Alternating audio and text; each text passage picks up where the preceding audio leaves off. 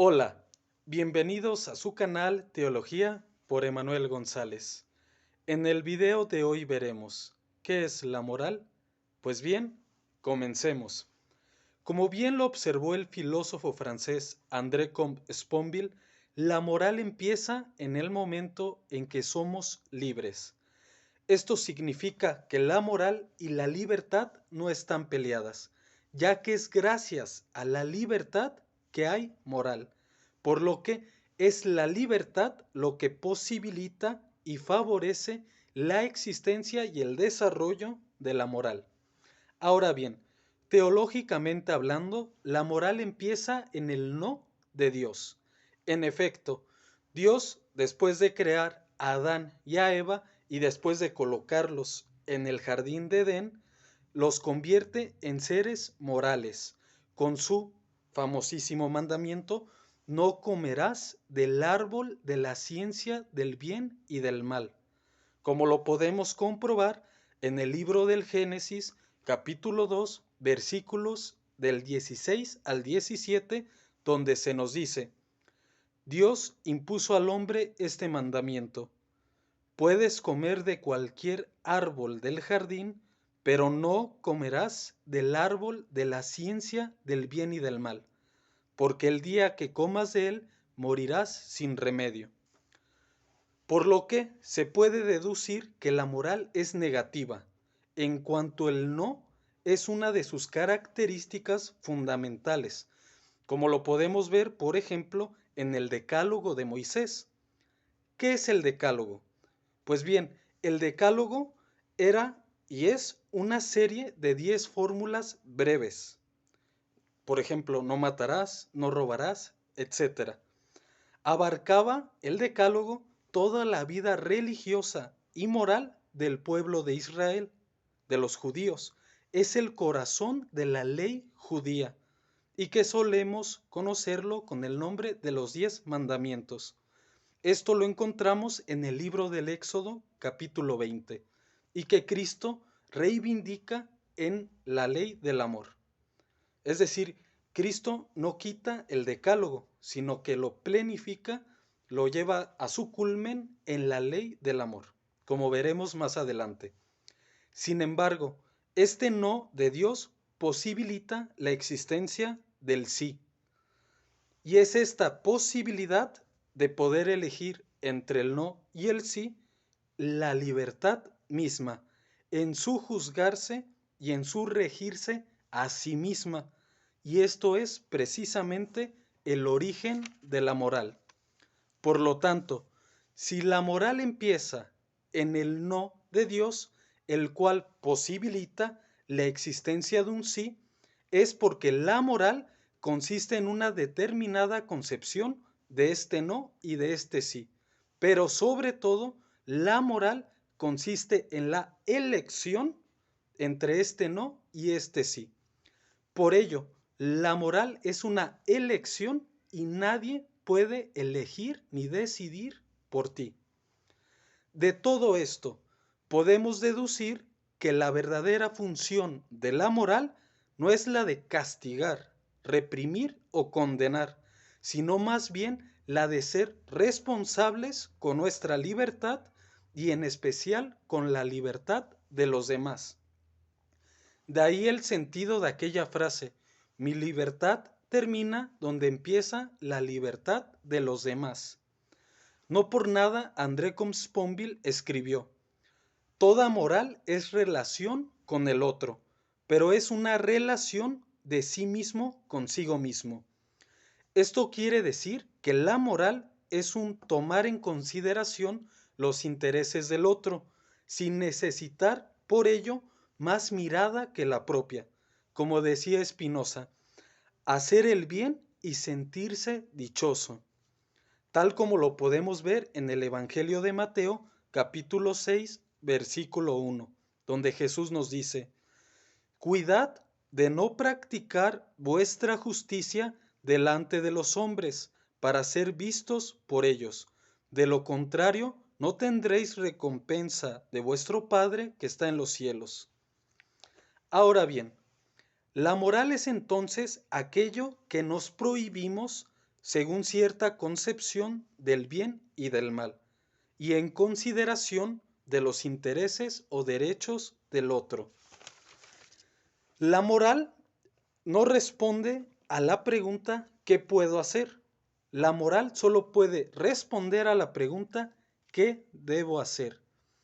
Y esto hace de la moral la ley que yo mismo me impongo o que debería imponerme independientemente de la mirada del otro y en pos de sus intereses y de sus derechos del otro.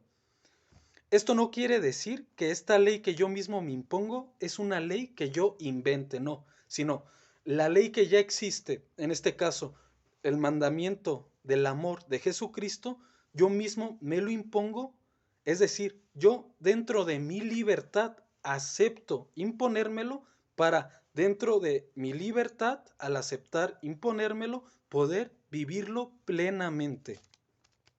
Por lo tanto, la moral solo existe en primera persona, porque la moral, a pesar de ser universal, vale únicamente para uno mismo.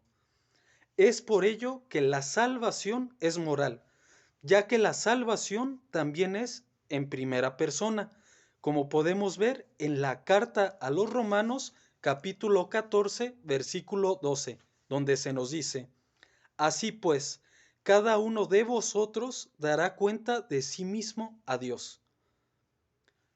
Cada uno de vosotros, o sea, tanto tú como yo, daremos cuenta a Dios, pero de nosotros mismos.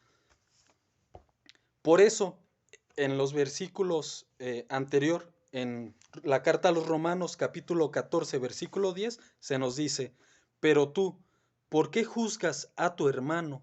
Y tú, ¿por qué desprecias a tu hermano? En efecto, todos hemos de comparecer ante el tribunal de Dios. Es decir, la salvación es universal.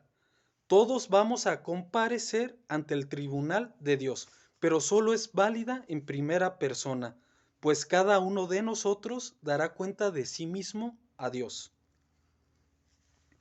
Entonces, moralmente solo podemos ser juzgados por Dios. Sin embargo, la moral y la salvación son universales, es decir, son para todo ser humano, pero solo son válidas en primera persona, puesto que todo ser humano es un yo. Ahora bien, ¿qué es obrar moralmente? Pues bien, obrar moralmente es obrar de tal forma que puedas desear sin contradicción que todo individuo se someta a los mismos principios que tú. Por esto mismo, en el Evangelio de Mateo, capítulo 7, versículo 12, Jesús nos dice: por tanto, todo cuanto queráis que os hagan los hombres, hacedselo también vosotros a ellos, porque esta es la ley y los profetas. En otras palabras sería: trata a los demás como quieras que te traten a ti. De esto se puede deducir que una acción solo es buena si el principio al que se somete, su máxima, puede valer por derecho para todos. En suma, la moral, retomando el pensamiento filosófico de André Sponville, es respetar la humanidad en uno mismo y en el otro.